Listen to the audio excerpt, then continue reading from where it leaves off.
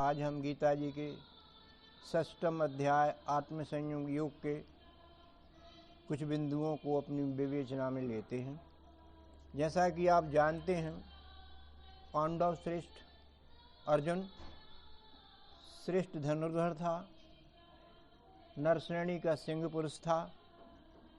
विभूति योग में आया भी है कि पांडवा नाम धनंजय विभूति, किंतु उसके पारिवारिक मोह ने उसे राष्ट्र हितैषी जैसे धर्म युद्ध से विमुख कर रखा था, जो कि राष्ट्र के प्रति द्रोह सिद्ध होता दिखता है।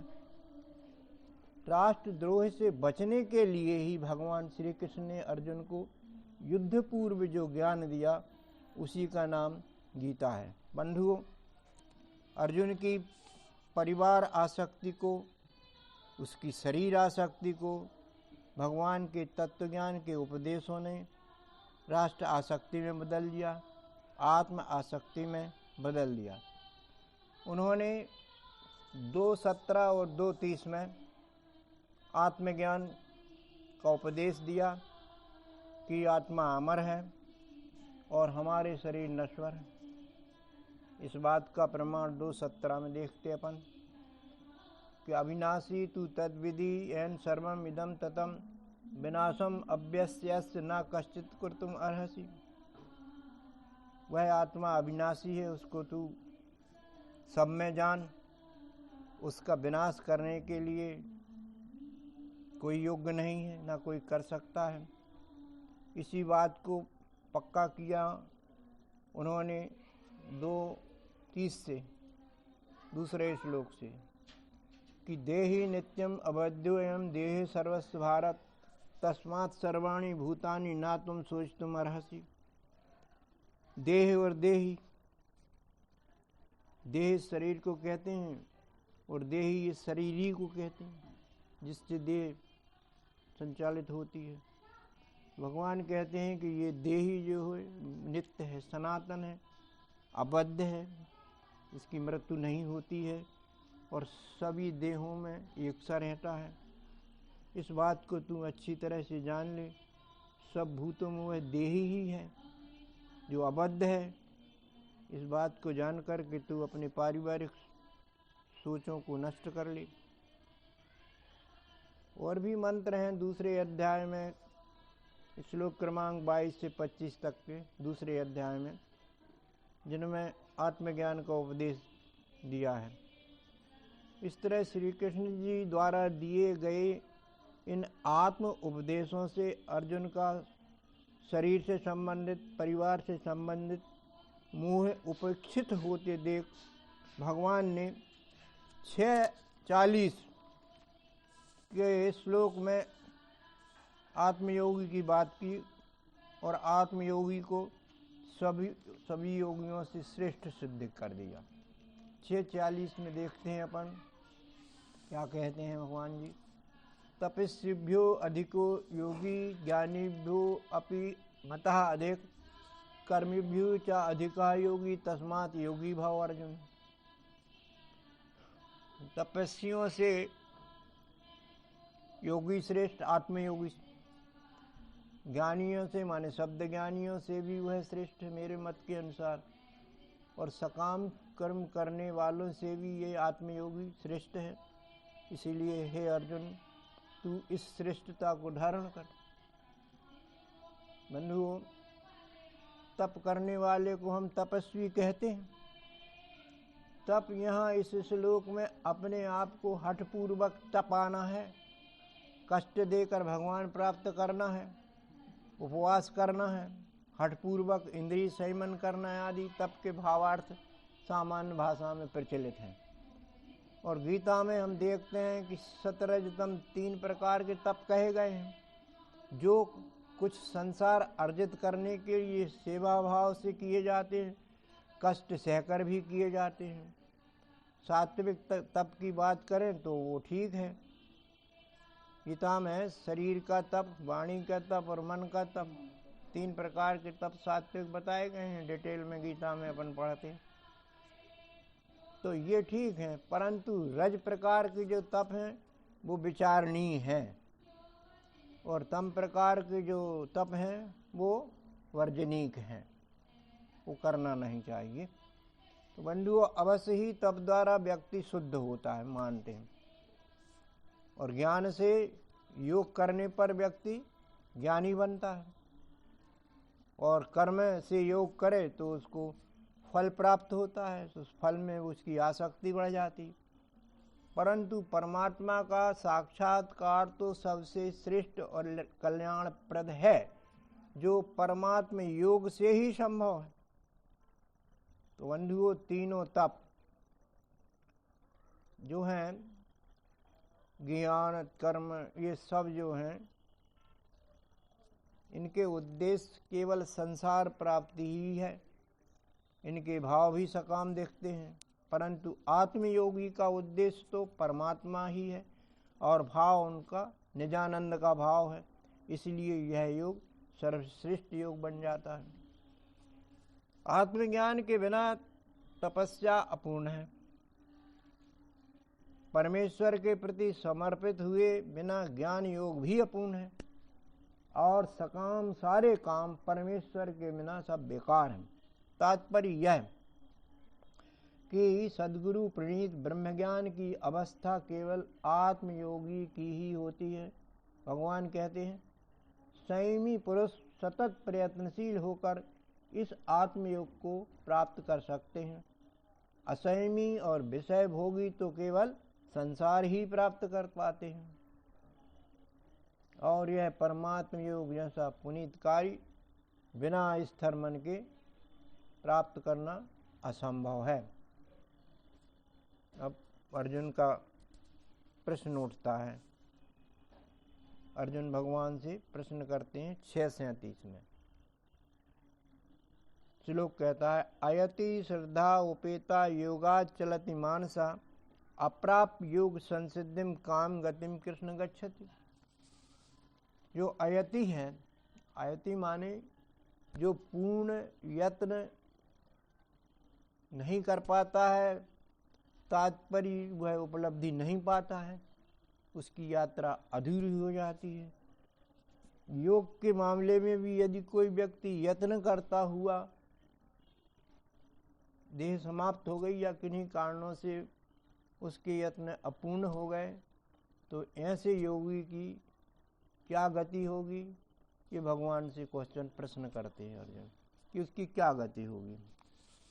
आत्मयोग में, इस योग की प्राप्ति में असफल योगी है, परंतु वह इस पर योग पर श्रद्धा रख रहा है, इसकी गति क्या होगी आप बताइए, ऐसा प्रश्न इसमें है।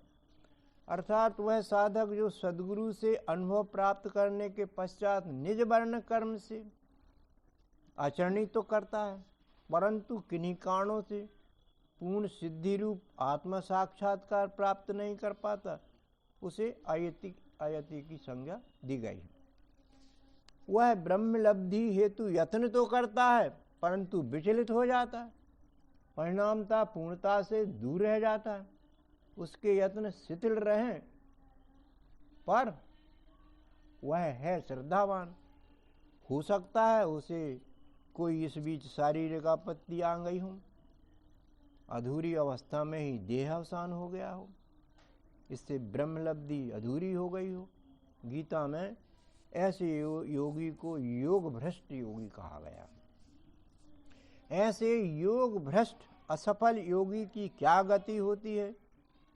वह तो ब्रह्मनगरी का पथिक था ही, परंतु ना तो वह ब्रह्मनगरी को पहुंच सका और ना ही यहाँ के भोग सका। वह तो दोनों उपलब्धियों से भ्रष्ट हो गया, ना तो भौतिक आनंद ले सका और ना ही आध्यात्मिक आनंद ले पाया। अर्जुन कहता है, भगवान ऐसे जीव की आगे क्या गति होगी, यह तो आप ही बता सकते हैं। मुझे शंका है कि वह पूर्ण नष्ट तो नहीं हो जाता। मेरे इस संशय का छेदन तो आप ही कर सकते हैं, दूसरा इस करने के योग्य नहीं है। भगवान कहते हैं, हे अर्जुन, जो साधक आरंभ में श्रद्धापूर्वक साक्षात्कार की विधि सद्गुरु से ग्रहण तो करता है, किंतु बाद में संसारी भौतिक आकर्षणों से या अन्य कारणों से वह विचलित हो जाता है, दिव्य पथ योग उससे छूट जाता है। ऐसे साधक को निराश होने की कोई जरूरत नहीं है। 2:40 में वो कह देते हैं, स्वल्पम अपि यस्य धर्मस्य त्रायतु महतो भयात्। यदि साधक का भगवत प्राप्ति हेतु थोड़ा सा भी प्रयास हो गया तो वह किसी भी प्रकार के भय से मुक्ति पाने में समर्थ हो जाता है। अर्जुन की शंका का समाधान करते हैं भगवान 6:40। क्या कहते हैं? पार्थ न ई एव न अमुत्र विनाशा तस्य विद्यते ना ही कल्याण कृत कश्चित दुर्गतम ताच गच्छति। पार्थ,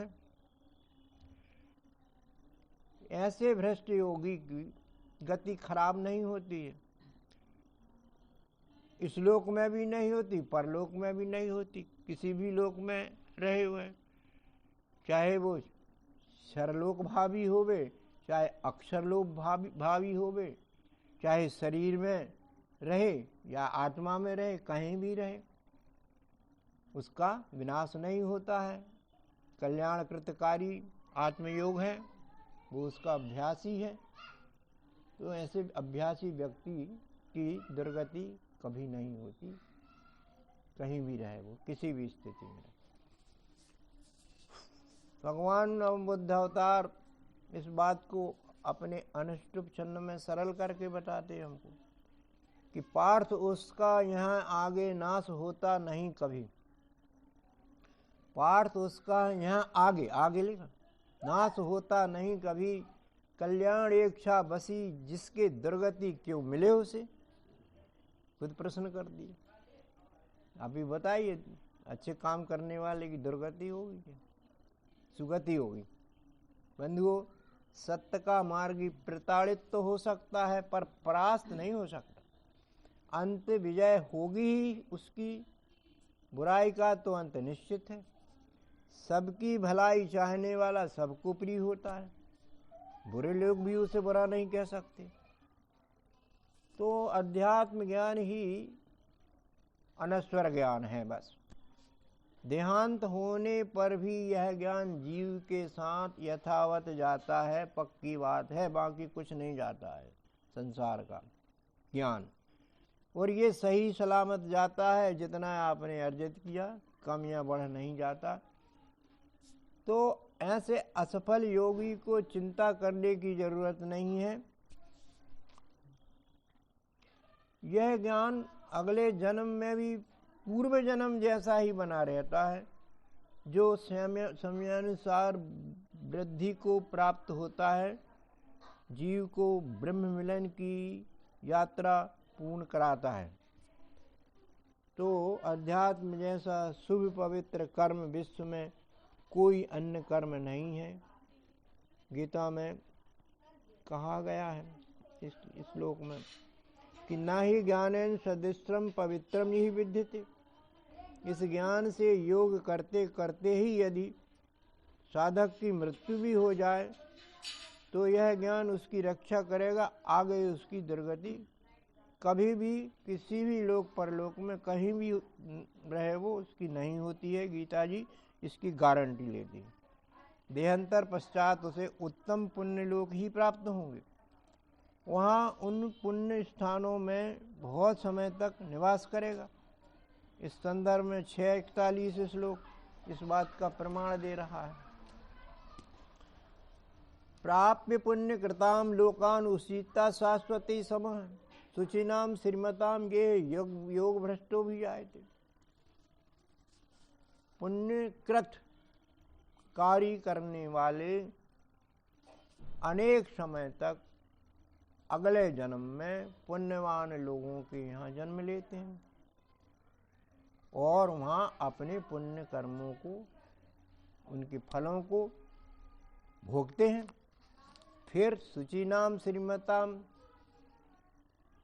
आदरणीय लोगों के घर में, पवित्र लोगों के घर में उसका जन्म होता है। कितनी अच्छी बात है। हम यदि थोड़ा सा भी इस जन्म में अध्यात्म संचय कर लें सत्संग सदग्रंथ आदि में अपना समय दे दें थोड़े से भी, तो भगवान गारंटी दे रहे हैं, गीता जी गारंटी दे रहे हैं कि इससे बुरा तो होगा ही नहीं, इससे भला ही भला होगा, अगले अच्छे जन्म की गारंटी दे रहे हैं। सुचि नाम श्रीमताम गेह में जन्म होना कितनी अच्छी बात है बंधु। गरीब के यहाँ जन्म हो जाए, रोटी कमाने खाने में पूरी जिंदगी जाए, भगवान का नाम नहीं। तो जिसका अच्छे घरों में जन्म हुआ है तो वो कोई उनके ही पुण्य कर्म है। अपने ऊपर है पूरा जीव का जन्म कहाँ होना है, क्या करना है। भगवान कहते हैं ये तुम्हारे कर्मों के ही फल होते हैं।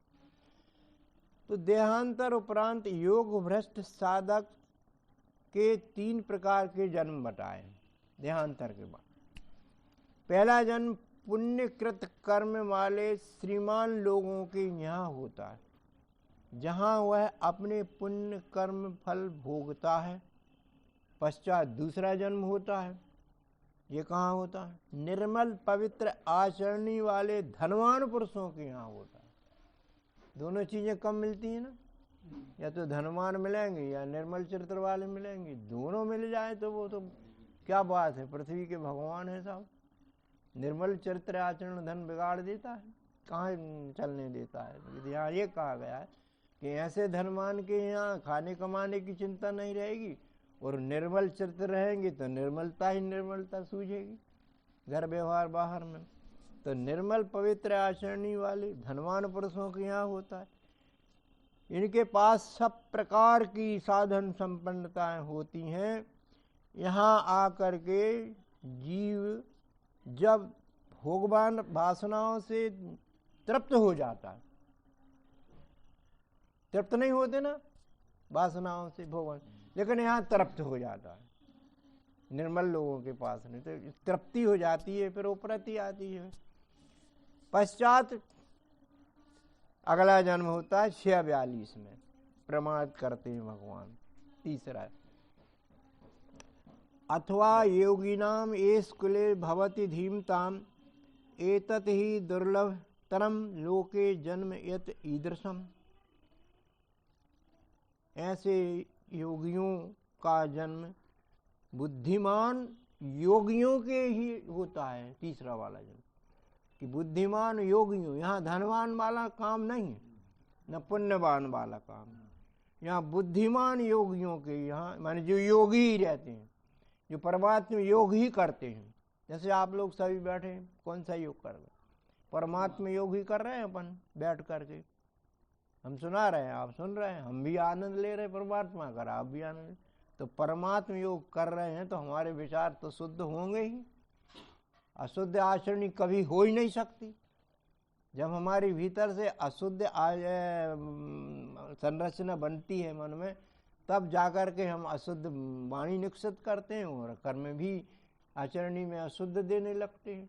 तो हमारी यहाँ सत्संग में शुद्ध मनोदशा बनती है, अच्छे विचार आते हैं। यही बात यहाँ पर इसको जन्म मिल जाती है। तो परंतु गीता जी में ये भी कहा कि ये दुर्लभ तरम है, वो ऐसा जन्म बहुत दुर्लभ है बुद्धिमान योगियों के यहाँ, ये जन्म बहुत दुर्लभ। और ये ऐसे दुर्लभ बात में उसका जन्म होता है साहब, कितनी ऊंची बात है। तो ऐसे लोग सतत योगी होते हैं, सतत दैनिक नित्य अपना ये सत्संग दैनिक चलता है। किसी का साप्ताहिक चलता है, किसी का मासिक चलता है, किसी का भी, लेकिन दैनिक आनंद लेना क्या बात है। सतत योगी हैं सब, जिनके जीवन का ध्येय परमात्मा में लब्धि ही रहता है। शरीर के पोषण रक्षण की इनको स्वभावता चिंता नहीं रहती है। इनकी चिंता कौन संभालता है? फिर योग क्षेम बहाम्यम करके देखें, निश्चित रूप से खाना मिलेगा, विश्राम मिलेगा, आनंद मिलेगा, भरोसा भर करना पड़ेगा। केवल ये कुछ करेंगे तो ब्रह्मार्थ कर्म ही करेंगे, सोचेंगे तो ब्रह्मार्थ ही कहेंगे, तो ब्रह्मार्थ सब कुछ। साधु सत्संग अध्यात्म पठन पाठन इनके घर नित्य होता रहता है। जी यादव जी इसके गवाह, इनके घर नित्य हो रहा है, व्यवस्था लेना। बहुत बड़ा पुण्य करें। ऐसे ज्ञानी बुद्धिमान के घर में किसी भी शिशु का जन्म हो जाए तो ये बड़ा दुर्लभ प्रयास है। ऐसे शिशु बने जीव का अनंत पुरुषार्थ इस हेतु पूर्व से ही बना होता है। इससे जीव को आगे बढ़ने की गति निर्बाध रूप से मिलनी शुरू हो जाती है। धरी धराई चीज है, कभी भी निकाल लेते हैं अपन कमाई। जैसे धनवान पिता है, वो पुत्र धन को धीरे से निकाल लेता है, धरी है इसलिए धीरे से निकाल। ऐसे अध्यात्म विद्या धरी होगी तभी अपन निकालेंगे, बोलेंगे तभी निकालेंगे, क्योंकि अंदर धरी है, ये बात हो जाएगी। तो बड़ा दुर्लभ है ये बात। यहाँ आध्यात्मिक प्रोत्साहन के वातावरण सहायता करने के लिए खड़े तैयारी मिलते हैं, यानी पारिवारिक कोई बाधा नहीं आती। नहीं तो पारिवारिक बाधाएं भी सताती हैं, सत्संग में नहीं आने देती कि अभी आप जरा रुको, हमारे घर की समस्या ये है, अब बाद में जाना हो, अभी तो ये बताओ आप। इस तरीके से यहाँ तो आध्यात्मिक प्रोत्साहन बिल्कुल खड़ा तैयार है।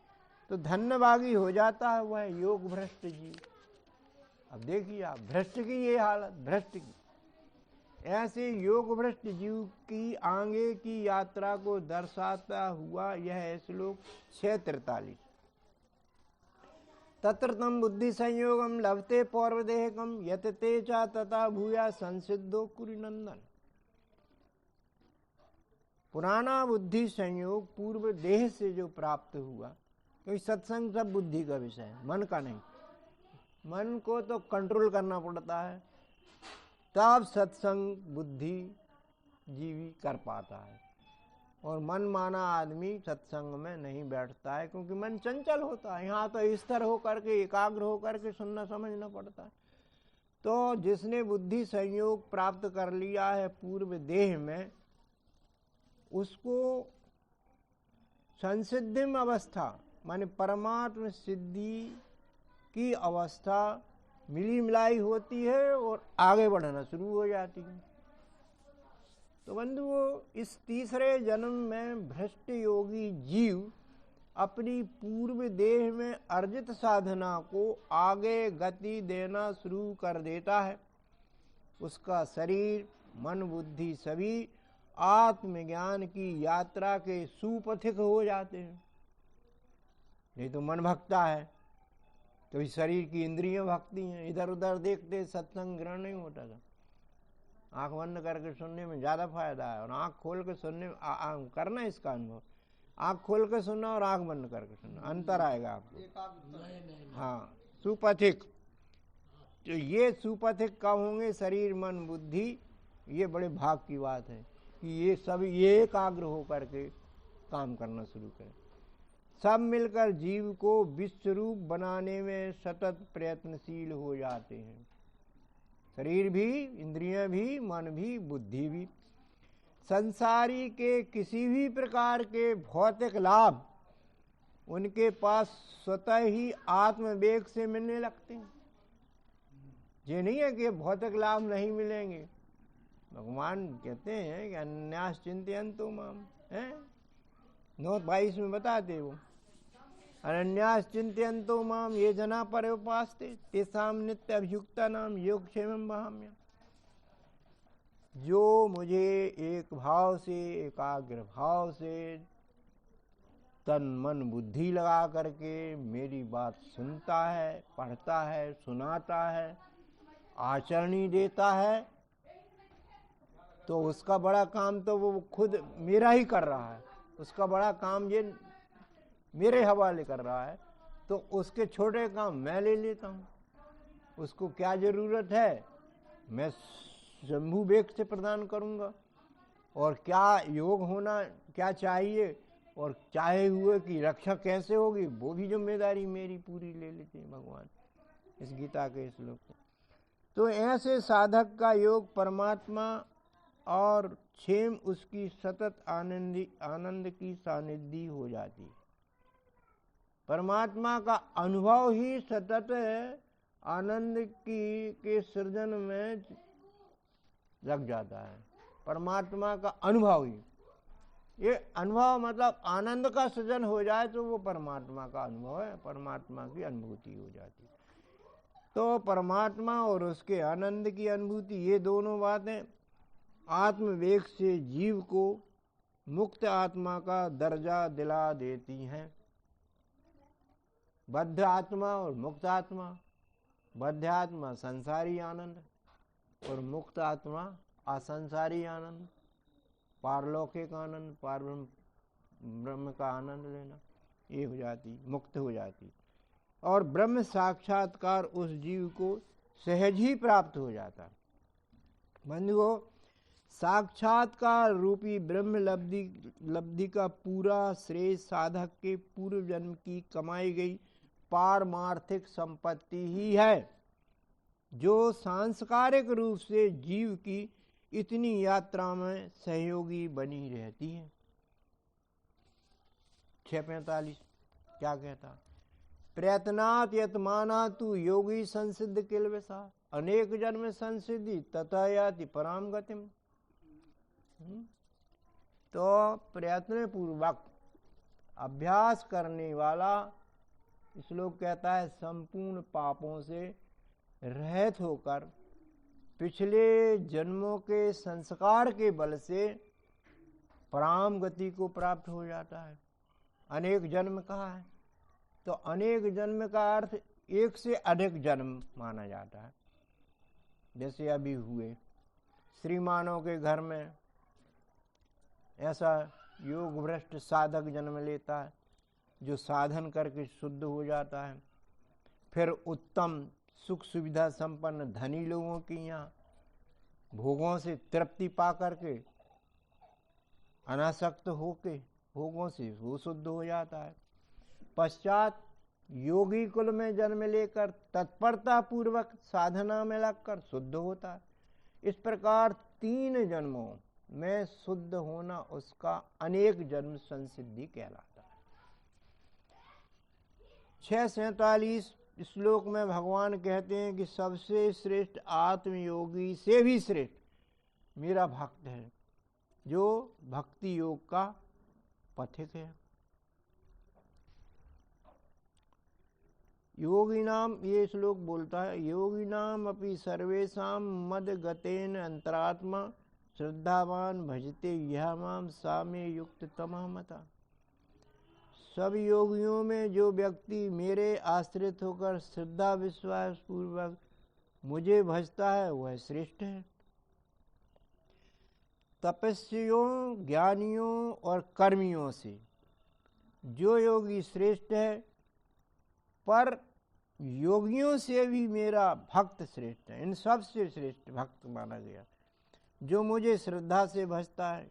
योगी तो योग भ्रष्ट हो सकता है, पर मेरा भक्त योग भ्रष्ट कभी नहीं हो सकता, हो सकता ही नहीं, क्योंकि वह मेरे आश्रित है और मेरे आश्रित होने पर मैं उसकी विशेष रक्षा करता हूँ।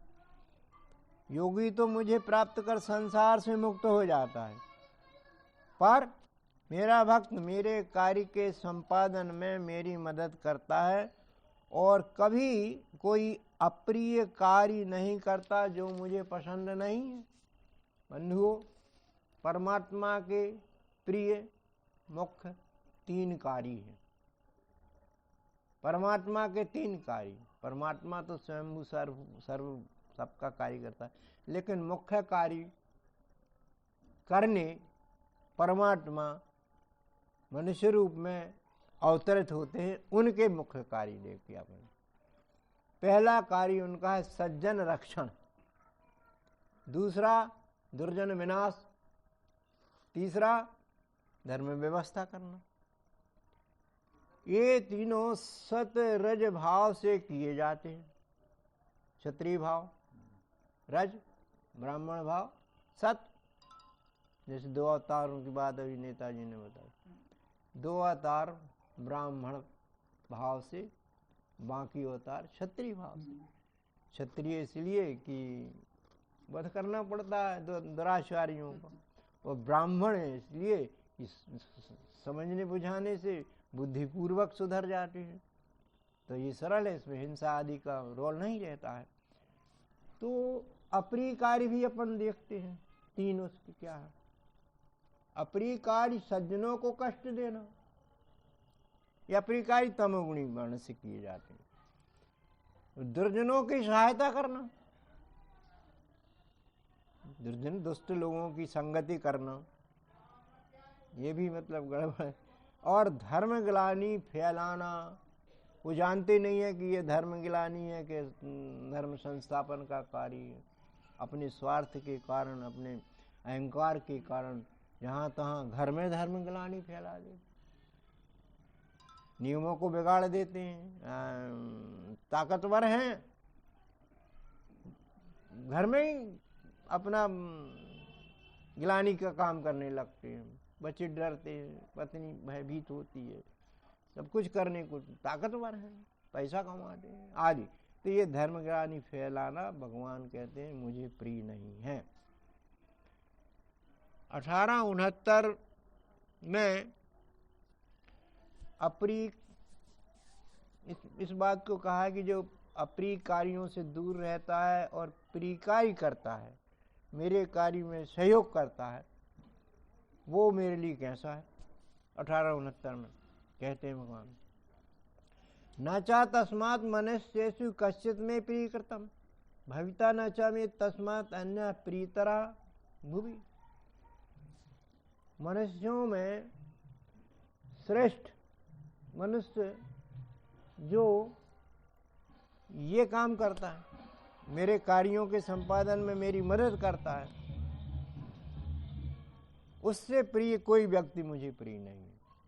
अन्य श्लोक भी है 668 का, वो भी यही बात समर्थन करता है कि यह एवं परमं गुहं मद भक्तेषु अभिधास्यति भक्तिमयि पराम कृत्वा मामे यस्यति असंशया।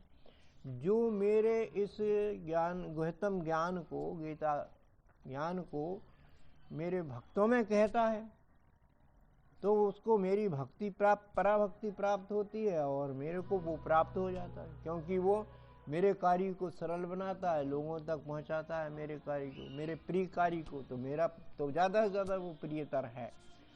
तो ऐसे भक्त जो भगवान के प्रिय कार्यों में खुद सहयोगी तो रहते ही हैं, अन्य लोगों को भी प्रेरित करते रहते हैं। तो ऐसे लोगों को भगवान कहते हैं कि ये भूमंडल पर प्रिय कार्य करने वाले हैं, ये इनसे बढ़कर के कोई प्रिय व्यक्ति है ही नहीं। तो बंधुओं, अब हम भी सभी गीता के प्रेमी हैं, भगवान कृष्ण के भक्त हैं, अध्यात्म में रुचि रखते हैं, तो हमको भी कुछ बातों का संकल्प लेना चाहिए। अभी से और आज से लेना करना चाहिए कि सभी से सज्जनता का हम व्यवहार करेंगे। सभी से माने दुर्जनों से भी, ऐसा नहीं कि कांटे से कांटा, सभी से, आदमों से ही नहीं, मनुष्योत्तर जीव प्राणियां भी तो हैं, वृक्ष आदि जीव जंतु हैं, सबसे ही सद्व्यवहार करना चाहिए। वो जो व्यवहार चाहते हैं वही व्यवहार करना चाहिए। ये कहा गया कि सभी से सज्जनता का व्यवहार करेंगे, आनंद मिलेगा। और दुर्जनता को अंदर से त्यागेंगे। पहले तो समझेंगे दुर्जनता को कि दुर्जनता हमारे अंदर कितने अंशों में है। राम की तो हम चर्चा कर रहे हैं, राम के साथ रावण की चर्चा निश्चित आ जाती है। कभी भी देखना आप, एक राशि है इसलिए आ जाती, कृष्ण कंस एक राशि है इसलिए आ जाती। सत्य की चर्चा करते हैं, पीछे से तम भी खड़ा है आंखें निकाले कि मेरा नंबर कब आएगा। तो उसको भी देखिए कि तेरा नंबर कभी नहीं आएगा, मेरी सतत निगरानी है तेरे ऊपर। तो ऐसे दुर्जनों को पहचान करके दुर्जनता के शिकार हम ना बने। ये तीसरा सुकर्म यह है कि धर्म संस्थापन हेतु संगठन बल प्राप्त करें। संगठन बल, हम अकेले धर्म संस्थापन करने में समर्थ तो नहीं है। जानते हैं कि जिन्होंने धर्म संस्थापन किया है उनके पास में अनशन सहित लेह अवतारा और भी सहायक सामग्री रहती थी। कोई राजा होते थे, बुद्धिमान, बलवान, सेना का धन, कोष का धन, तमाम प्रकार के लोगों का समर्थन। तो संगठन बल से सारे काम होंगे। आज भी देखते हैं हम प्रजातांत्रिक युग में 10 लोग जो बात कहते हैं वो होती है। न्यायाधीश भी देखता है कि इसके पक्ष में है कितने पक्षकार, साक्षी कितने हैं। जहाँ साक्षी होंगे वहाँ उसका निर्णय हो जाता है। तो संगठन में ताकत होती है। तो धर्म संस्थापन हेतु भी संगठन करें और इस संगठन के माध्यम से जो धर्मग्लानि फैलाते हैं उनका दमन करें। तो बंधुओं, हम किसी को भी धर्मग्लानि ना करने देंगे और ना स्वयं ही करेंगे। भ्रष्टाचार ना हम करेंगे, ना हम किसी को करने देंगे।